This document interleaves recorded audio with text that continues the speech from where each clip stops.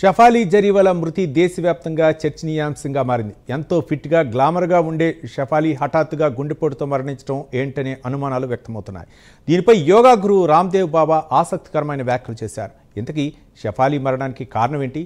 దీనిపై రామ్దేవ్ బాబా చేసిన వ్యాఖ్యల్లోని పలు కోణాలేంటో చూద్దాం.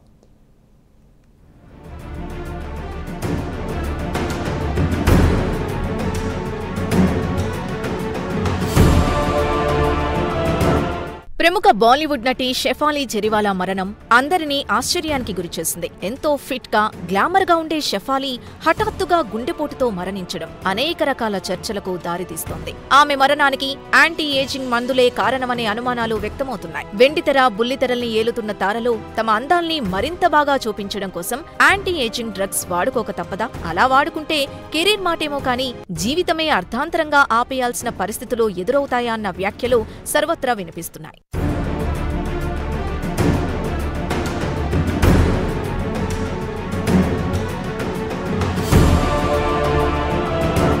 సినీ ప్రముఖులు అందంగా కనిపించడం కోసం యాంటీ ఏజింగ్ మందులు వాడుతూ ఉంటారు. అయితే అవే ఇప్పుడు షఫాలి మరణానికి కారణమయ్యాయనే టాక్ వినిపిస్తోంది. 7 ఏళ్లుగా యాంటీ ఏజింగ్ ట్రీట్మెంట్ తీసుకుంటున్న షఫాలి ఈ మెడిసిన్ సైడ్ ఎఫెక్ట్ తోనే గుండెపోటొచ్చుంటుందని వైద్యులు చెబుతున్నారు. ముంబైలోని ఆమె నివాసంలో పోలీసులు 2 పెట్టెల నిండా మందుల్ని గుర్తించారు. వాటిలో చర్మ సౌందర్యం కోసం వాడే glutathione, vitamin C injection, acidity మాత్రలున్నట్టు తేలింది. వైద్యుల పర్యవేక్షణ లేకుండా షఫాలి సొంతంగానే ఈ యాంటీ ఏజింగ్ చికిత్సలు తీసుకుంటున్నట్టు తెలుస్తోంది.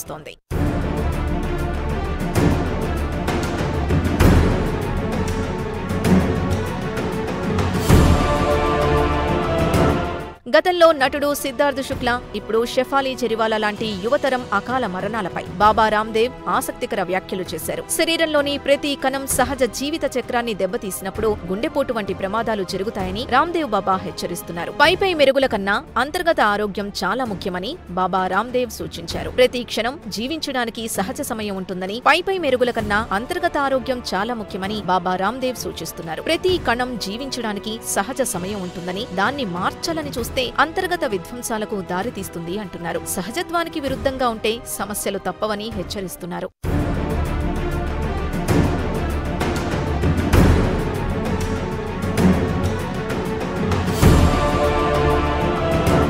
ఆయుష్కు, ఆరోగ్యానికి మనం తీసుకునే ఆహారమే ప్రధాన కారణమంటున్నారు రామ్దేవ్. ప్రస్తుత జీవన విధానంలో ప్రజలు మెదడు, గుండె, కళ్ళు, కాలేయంపై ఎక్కువ ఒత్తిడి పెడుతున్నారంటున్నారు. 100 ఏళ్లలో తినాల్సిన ఆహారాన్ని కేవలం 25 ఏళ్లలోనే తీసుకుంటున్నారని, ఇలా చేయడం వల్ల ఆయుష్ తగ్గిపోతుందనేది రామ్దేవ్ సూత్రీకరణ. అందుకే ఆహార క్రమశిక్షణ, మంచి జీవనశైలి ముఖ్యమనే విషయాన్ని ప్రతి ఒక్కరూ గుర్తించాలంటున్నారు రామ్దేవ్. ఈ క్రమశిక్షణ వల్ల 150 నుంచి 200 ఏళ్లు జీవించవచ్చని రామ్దేవ్ ఆసక్తికరమైన కోణాన్ని బయటకు తీస్తున్నారు. అలాగే ఆయన చెబుతున్న దాని ప్రకారం సనాతన జీవన విధానం ద్వారా 150 ఏళ్లు ఖచ్చితంగా జీవించవచ్చంటున్నారు. తనకు 60 ఏళ్లకు పైగా ఉన్న యోగా, మంచి ఆహారం, ప్రవర్తన వల్లే ఇంకా ఉత్సాహంగా జీవిస్తున్నానని చెప్పారు. సరైన జీవనశైలి పాటిస్తే 100 ఏళ్ల వరకు వృద్ధాప్యమన్న భావనే రాదంటున్నారు.